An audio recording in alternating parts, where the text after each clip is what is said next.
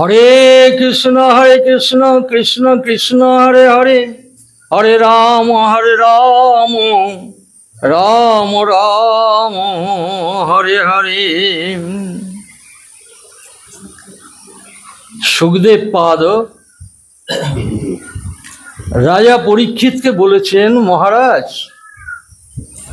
আপনি যদি অভয় চান, কোথা থেকেও আর ভয় আসবে না। রোগের, শোকের, জন্ম মৃত্যুর, এমনকি যমের কারো কাছ থেকে কোনো দিন আপনার কাছে ভয় আসবে না। আপনি একটা কাজ করুন, হরিকে কানে রাখুন, হরিকে বলুন, বচনে রাখুন এবং মনে হরি ভাবুন। এই তিনটি বিধান করে দিলেন স্বয়ং সুখদেব গোস্বামী মহারাজ পরীক্ষিতকে। কখন? মহারাজ পরীক্ষিত শাপভ্রষ্টা হয়েছিলেন। কলির প্রভাবে সিংহী মুনির ওখান থেকেই এই সাপের অভিশাপের ব্যাপারটা এসেছিল। কি অভিশাপ? না, মাত্র 7 দিন পার হতে না হতেই তক্ষক মহারাজ পরীক্ষিতকে দংশন করল। তা তক্ষকের দংশনে,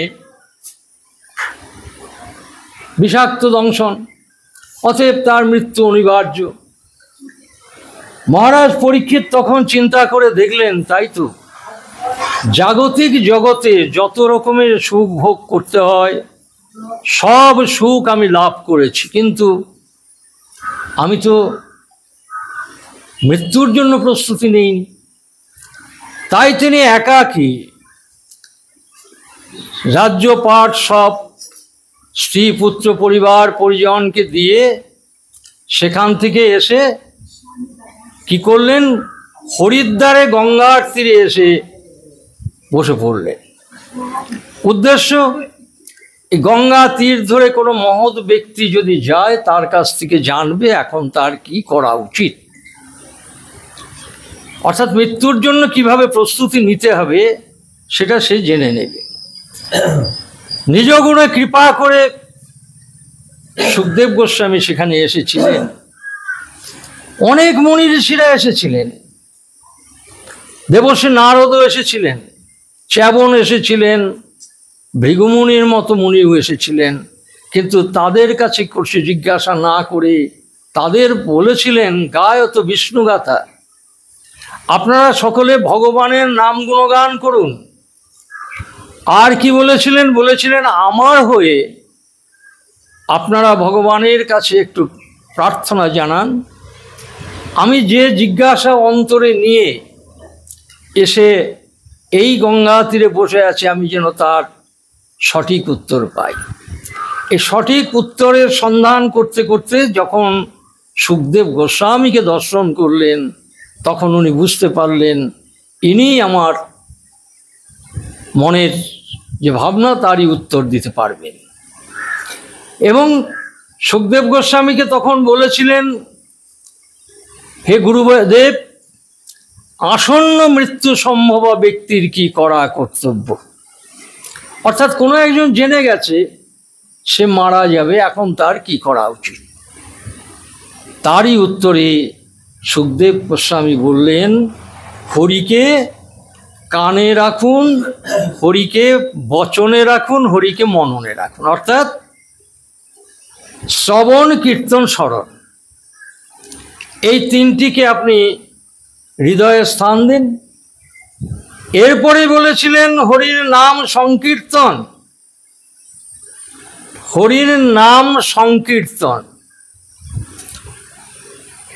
হরির নাম করা আর সংকীর্তনের মধ্যে একটা তারতম্য আছে। সংকীর্তন বলতে খোল করতাল সহযোগে দলবদ্ধভাবে উচ্চ স্বরে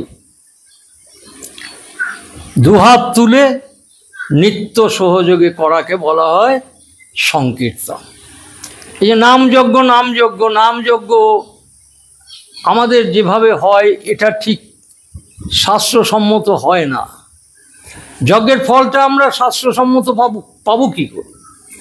নামযজ্ঞ করতে গেলে ওই যে বললাম, যারা নাম করবেন তারা উচ্চস্বরে তো করবেন অবশ্যই, এবং দুহাত তুলে নিত্য সহযোগে করতে হবে। এই তিনটের মিলিত হলে সেটা হচ্ছে নামযজ্ঞে নাম সংকীর্তন। তো এখন এখানে তাই বললেন হরির নাম সংকীর্তন, অর্থাৎ যারা নির্বেদ পাত্র প্রাপ্ত তাদের মুক্তি দান করে। আবার বিষয়ী যে কিছু পায় না তা না, বিষয়ীও তার বিষয় দান করে। আর যারা মুক্তি পেয়ে গেছে তাদের মুক্তির আস্বাদ দান করে।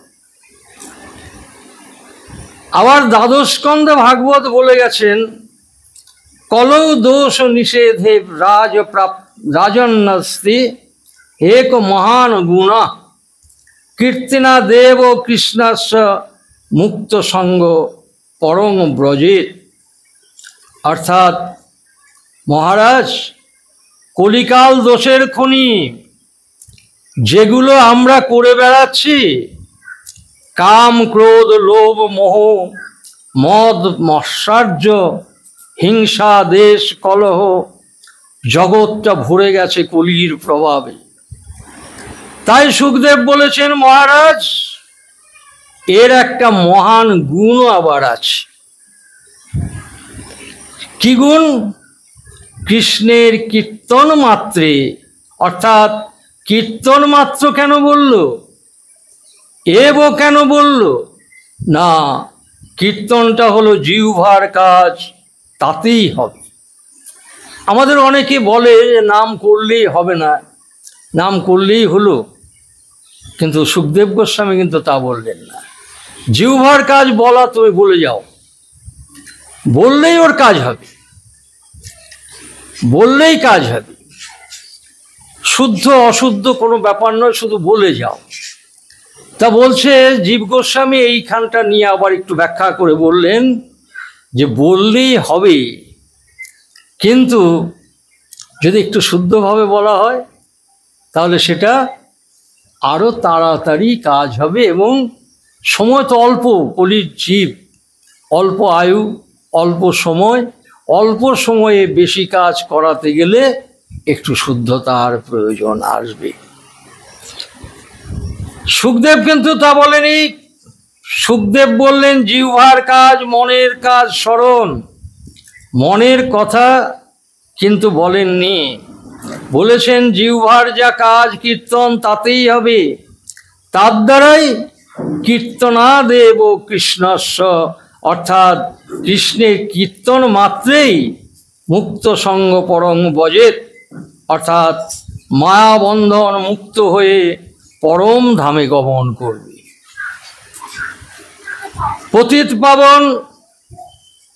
পতিত পাবন শ্রীমন মহাপ্রভু এবার কলিজীবের জন্য এই হরিনাম সংকীর্তন যুগধর্ম বলে দান করে গেছে। হরির নাম বরাবরই আছে।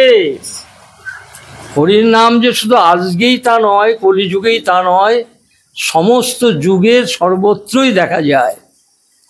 তার প্রমাণ অজামিল ছিল সত্যযুগের লোক, কিন্তু এই অজামিল কাম্যকুব্জ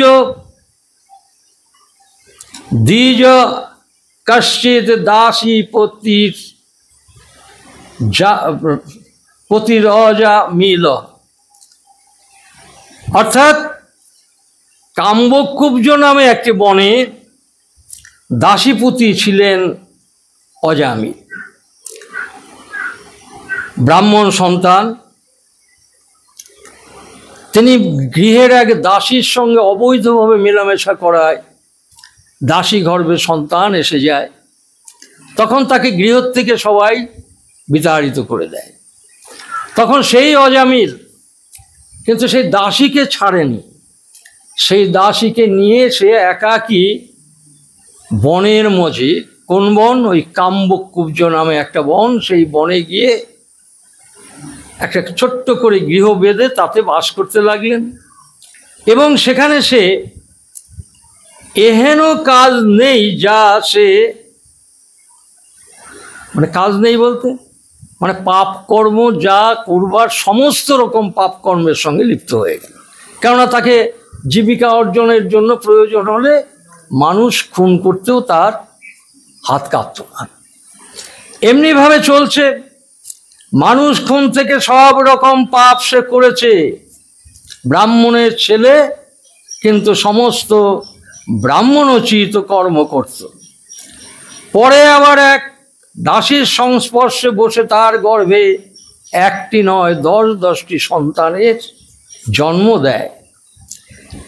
এদের নিয়ে নির্জন বনের মধ্যে কুটির বেঁধে থাকে এবং ডাকাতি করে। এর জন্যই আজ ব্রাহ্মণ অজামিল চণ্ডালত্ব প্রাপ্ত হয়ে গেছে। এদিকে আবার লোমশ মুনি নামে এক মুনি, তার তপস্যা বৃত্তি, এটাই ছিল তার কর্ম। কিন্তু আজকে কি হয়েছে, লোমশ মুনির যেন কোনো কিছুতেই মন স্থির থাকতে পারছে না। তপস্যায় বসছে, মন চঞ্চল হয়ে যাচ্ছে। তা সেদিন দেবর্ষি নারদের সঙ্গে তার দেখা হলে তিনি বললেন, আমার দেহে সর্বক্ষণ অসম্ভব এক জ্বালা হচ্ছে, এর উপায় কি? প্রতিকার বলুন আমায়। দেবর্ষি নারদ বললেন, তোমার বৈষ্ণব অপরাধ হয়ে গেছে, তাই তোমার গায়ে জ্বালা। ভাগবত সিদ্ধান্ত কি বলছে? বৈষ্ণব নিন্দিয়া যদি গঙ্গা স্নানে যায়, গঙ্গা তাহারে দেখি তরা সে পালায়। বৈষ্ণব অপরাধ, চরম অপরাধ। হয়তো কোনো বৈষ্ণবকে লোমশ মুনি অবজ্ঞা করেছে, যার জন্য তার তপস্যা মন আর বসছে না। তখন কি হয়েছে? লোমশ মুনি বললেন, তাহলে উপায়? এ থেকে মুক্তি পাওয়ার কি অন্য কোনো পথ নেই? দেবর্ষি নারদ বললেন, আছে। যে বৈষ্ণবের কাছে তুমি অপরাধ করেছ, সেই বৈষ্ণবের কাছে গিয়ে অপরাধ ক্ষমা ভিক্ষা চাও, তবেই হয়ে যাবে।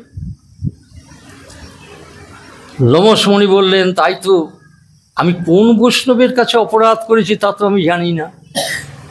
তাহলে আপনি তো ত্রিকালজ্ঞ, আপনি সব জানেন, তাহলে আপনি বলে দিন। বলে, আমি কি করে বলবো? আর তুমি যে বৈষ্ণবের কাছে অপরাধ করেছো, সে বৈষ্ণব তিরোধান প্রাপ্ত হয়ে ভগবত চরণে স্থান পেয়ে গেছে। বলে, তাহলে উপায়? আমার ইহকাল পরকাল সব শেষ হয়ে গেল। বললো, না, আছে একটা উপায়। তো কি উপায় আছে?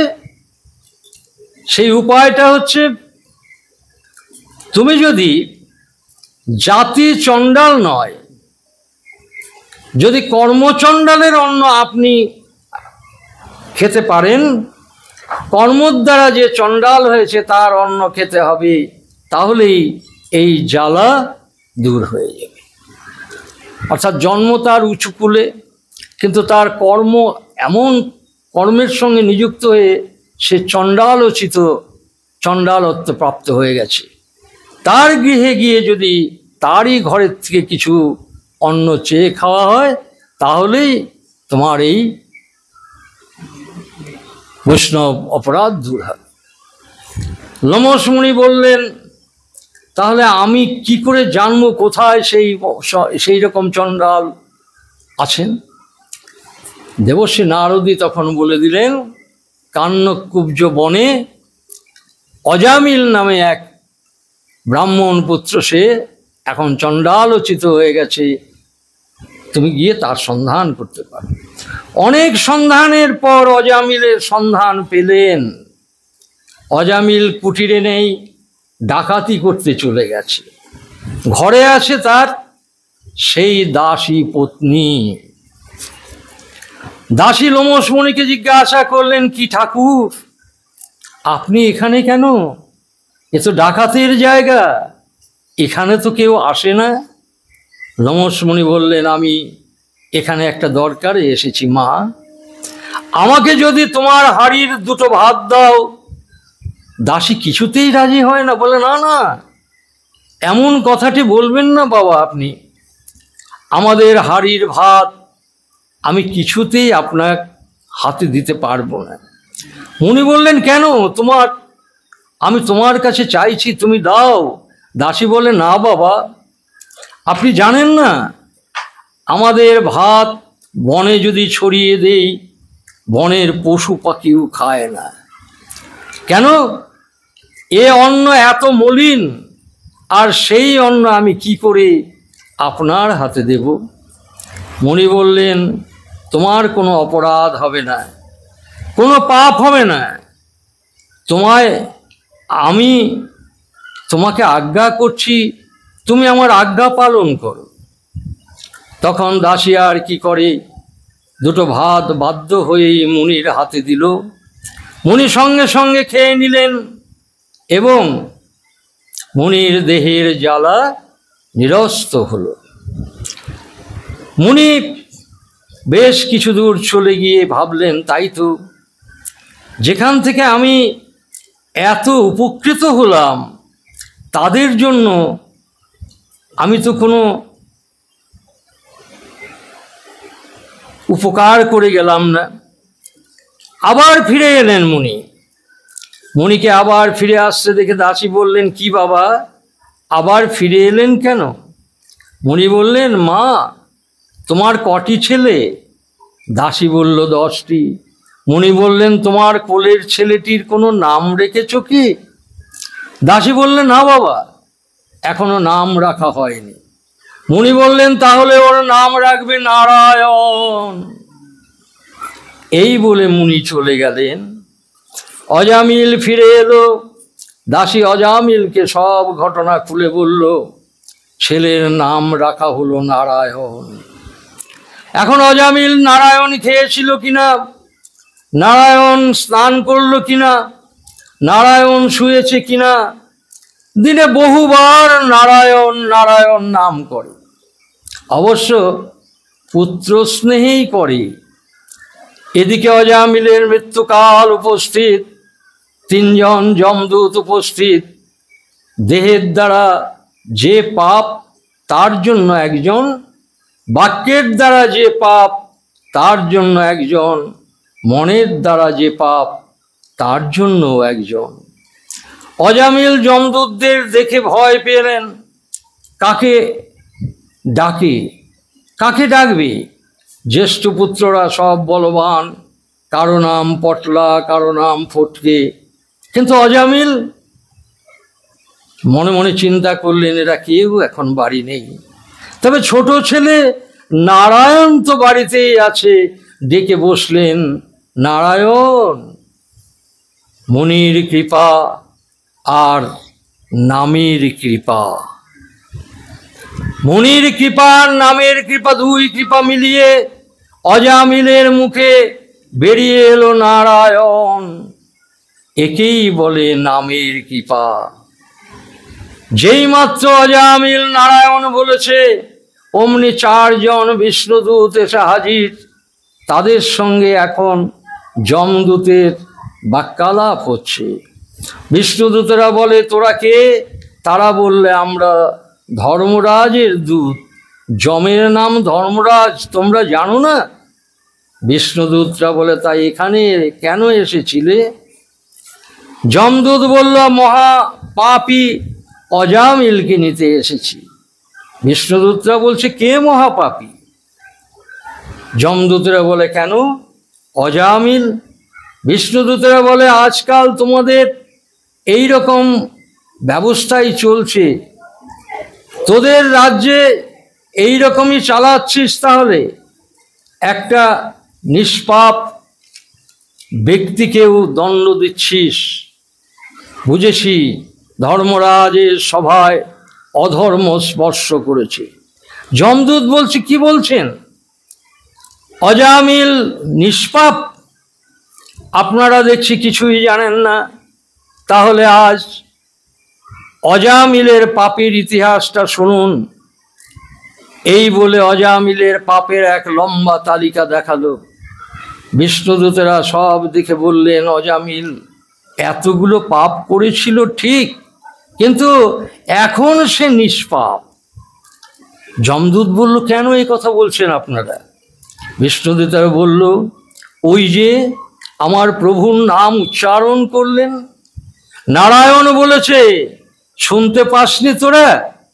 যমদূত, ভগবানের নাম করলে যে পাপ স্খলন হয় তা আমরা জানি, কিন্তু অজামিল আপনার প্রভু নারায়ণকে ডাকেনি, ওর ছেলে নারায়ণকে ডেকেছে।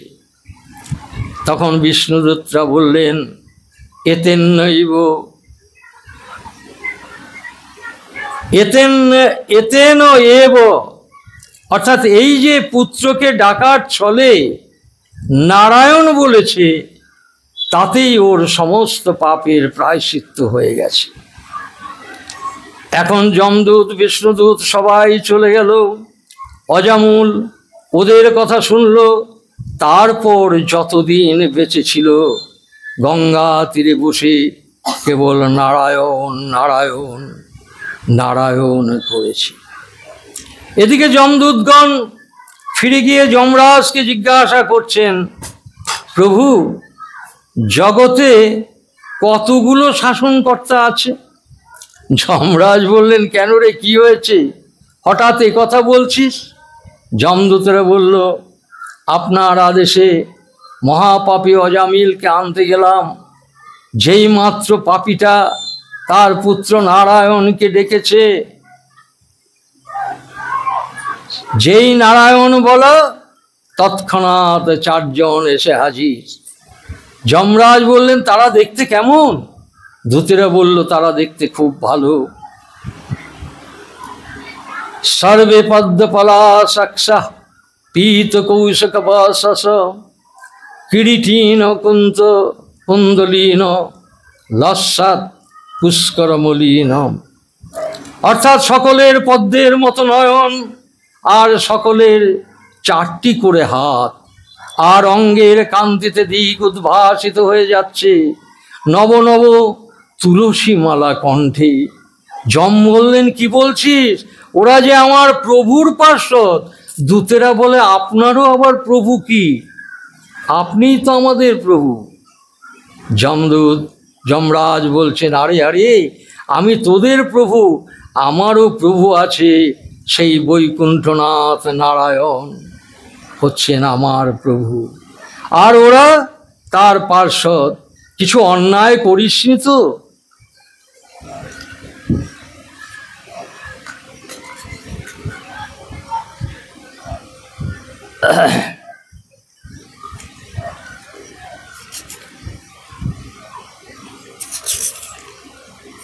দূতগণ বললেন, একটু হয়েছে বই কি, একটু ওই কথা কাটাকাটি করেছি। যমরাজ, খুব সাবধান, যেখানে আমার প্রভুর সম্পর্ক আছে সেখানে যাবি না। প্রথমবার বলে ক্ষমা করে দিলেও এর দ্বিতীয়বারে অপরাধ করলে ওদের হাতের গদা দেখেছিস তো? দূতগণ বললেন, তা দেখেছি বই কি, বড় বড় গদা। যমরাজ বললেন, গদায়া চূর্ণী ভবিষ্যৎ, ওই গদা দিয়ে তোদের মাথা চূর্ণ বিচূর্ণ করে দেবে। দূতগণ বললেন, প্রভু আপনি যা আদেশ করবেন তাই পালন করি, ভালো করে বুঝিয়ে দিন, কাকে কাকে যমদণ্ড পেতে, নরক যাতনা পেতে আমরা নিয়ে আনব। এরপর আমাদের যেন আর ভুল না হয়। যার জিহ্বা কখনো ভগবানের নাম গুণ উচ্চারণ করেনি তাকে নিয়ে আসবি এখানে। যার চিত্ত কোনোদিন কৃষ্ণপাদ পদ্ম স্মরণ করে নাই তাকে নিয়ে আসবি।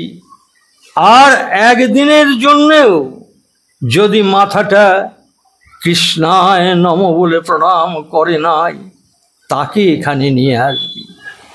আর হাত থাকতেও যারা সেই হাত দিয়ে বিষ্ণুর সেবা কর্ম করে নাই তাদের নিয়ে আসবি। কাজেই এই অজামিলের উপাখ্যান থেকে বোঝা যায় হরির নামের মহিমা, নামের মহিমা কিন্তু যুগধর্ম রূপে কলিতে প্রচার করা হলেও এই নামের মহিমা যুগে যুগেই ছিল।